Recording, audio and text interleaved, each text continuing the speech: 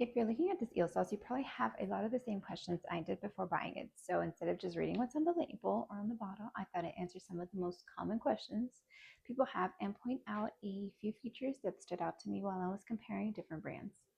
One thing I learned pretty quickly is that eel sauce isn't just for eel, it's actually one of the most uh, po- popular finishing sauces used on like sushi rolls, dragon rolls, shrimp tempura rolls, caterpillar rolls, and many other specialty rolls. But that's only one way people use it. It's also commonly drizzled over poke bowls, grilled salmon, shrimp, chicken, rice, bowls, roasted vegetables, and even brushed on grilled meats as a glaze. So even if you don't make sushi very often, there are quite a few ways to use a bottle like this. Flavor is probably the biggest reason people buy eel sauce, and this one has that classic combination of sweet and savory. It has a rich soy-based flavor with plenty of umami, but it's also thick enough to create that glossy drizzle you usually see at sushi restaurants. It's sweeter than regular soy sauce, but not overwhelmingly sweet.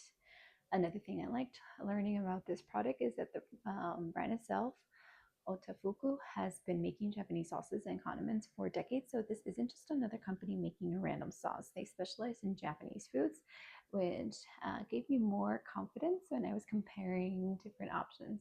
As far as the ingredients goes, this version checks a lot of boxes that people look for. It's gluten-free, vegan, contains no preservatives, excuse me, no artificial flavors or colors, and no high fructose corn syrup. If you have food allergies, the main thing to be aware of is that it does contain soy, so that's worth checking before ordering. The bottle itself also looks really practical. The narrow opening makes it easier to drizzle over food without pouring it out too much at once.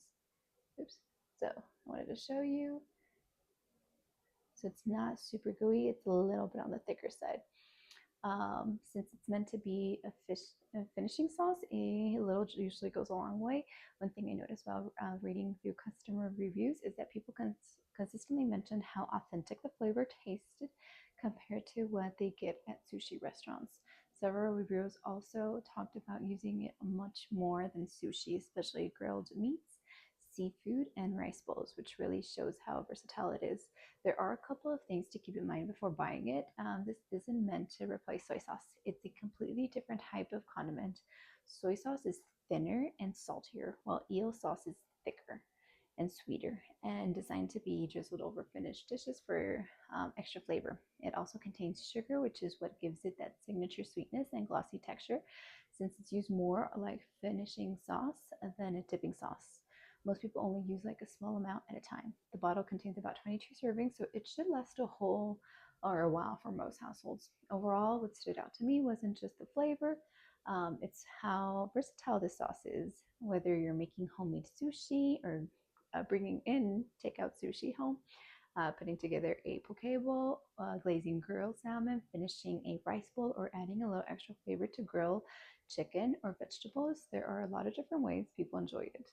There are quite a few eel sauces available, but if you're looking for one from a well-established Japanese brand that's gluten-free, vegan, easy to drizzle, and made without preservatives or high fructose corn syrup, I think this is definitely one worth companies to for you to take in mind or to consideration versus the others on the list. So again, I want to show you how creamy it is. So it's not super runny and it's nice and thick. So let me show you. And it smells very, very good. So I'm actually going to try it on grilled chicken.